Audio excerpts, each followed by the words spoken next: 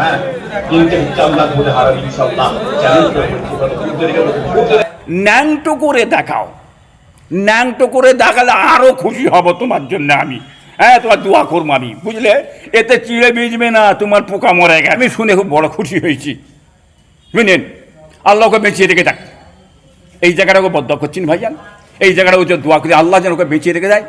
বড় বড় scheme photo করে প্রত্যেকটা পার্টি অফিসে গিল্লাভ, ফুরফুরা পীর সাহেবদের গিবত গিল্লাভ, হ্যাঁ, এই ভণ্ড পীর সাহেবদের সব গিবত গিল্লাভ, হ্যাঁ, সমস্ত পার্টি অফিসে লেগে যেন রেখে দেখায়, লোককে দেখায়।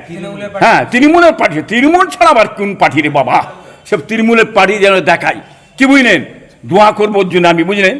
তবে শওকত মোল্লা কি ভাবছো তুমি? তোমার রাজনীতির পলিটিক্স আমি ভালো বুঝি।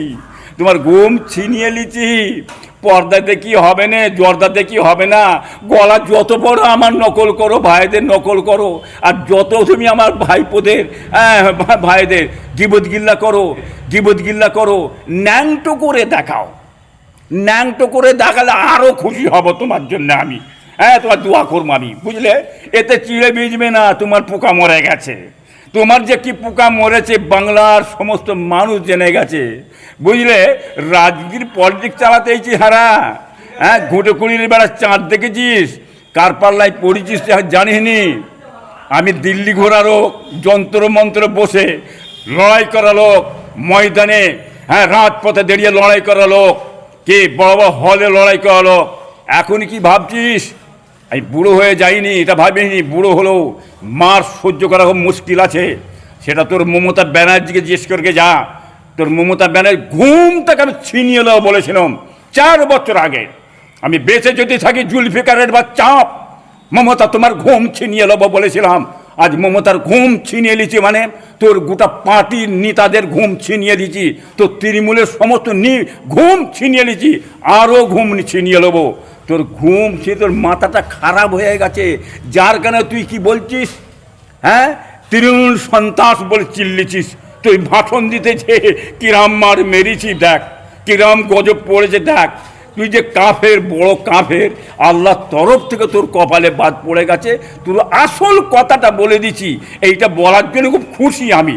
তুই বলেছিস তৃণমূল সন্ত্রাস, সত্যিকারের সন্ত্রাস। আরএসএস পার্টিটা হচ্ছে সন্ত্রাস পার্টি, মুসলমানের দুশ্মন, ইসলামের দুশ্মন, কওমের দুশ্মন, ভারতবর্ষের সংবিধান আইন বহির্ভূত দল এটা। বাংলার মানুষ দেখতে পাচ্ছে এটা। অতএব তুমি আসল কথা বলেছো। হ্যাঁ, তুমি যে মমতাও আরএসএস, ওর পক্ষে তোমরা দলবল যারা নেতা, তোমরাও তো আরএসএস। অতএব বুঝতে পেরেছো, তোমরা চাইছো ভারতকে, হ্যাঁ, হিন্দু রাষ্ট্র বানাতে চাই। অতএব ভারত থেকে মানুষকে তাড়াও, হাঁকাও। কোথা তাড়াবে তুমি? কোথা হাঁকাবে? তোদের ক্ষমতা আছে?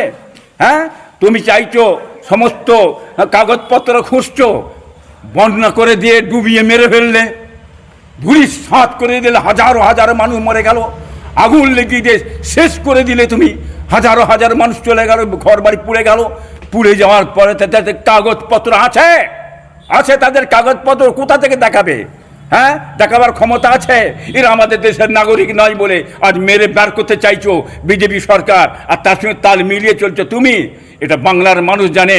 হ্যাঁ, পারবে না, পারবে না, পারবে না, পারবে না। মমতা, তুমি সাবধান থেকো। আগামীতে উচিত শিক্ষা এই বাংলার মানুষ দেবে বলে দিচ্ছি।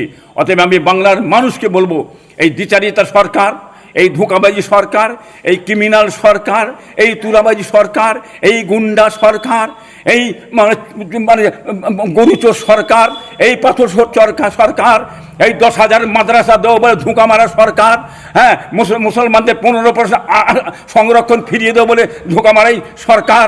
হ্যাঁ, আপনার আমি যে ক্ষমতায় আসতে পারি, ওয়াকফ সম্পত্তি আর মানে আপনার দেবত্ব সম্পত্তি ফিরিয়ে দেওয়া সরকার, মিথ্যে সরকার। একটা ভোটও আপনারা এই মমতাকে দেবেন না, দেবেন না, দেবেন না।